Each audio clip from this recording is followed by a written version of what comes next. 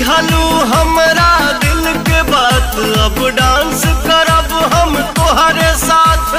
आपके साथ मिले तो है मर जाने सदके। तो सुन मेरी, हाँ सुन मेरी, हाँ सुन मेरी लाली पाप, कमरिया हिला के जरा नच दे, नच दे।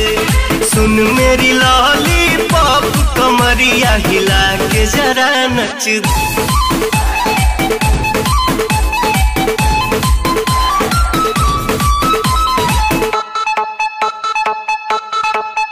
बेबी चीज तू बाड़ू मस्त मस्त, कर देबू सबके पस्त पस्त।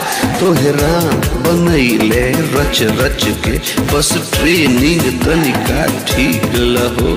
माहौल में आग लगा देबू, बस ठुमका लगावे के सीख लहो।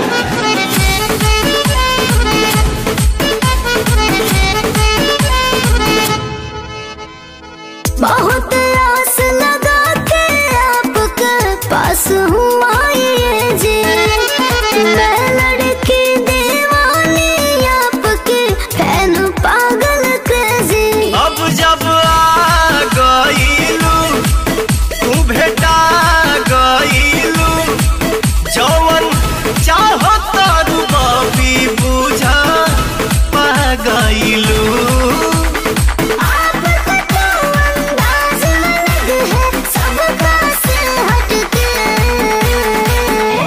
तो सुन मेरी, हाँ सुन मेरी, हाँ सुन मेरी लाली पाप, कमरिया हिला के जरा नच दे। सुन मेरी लाली पाप, कमरिया हिला के जरा नच दे।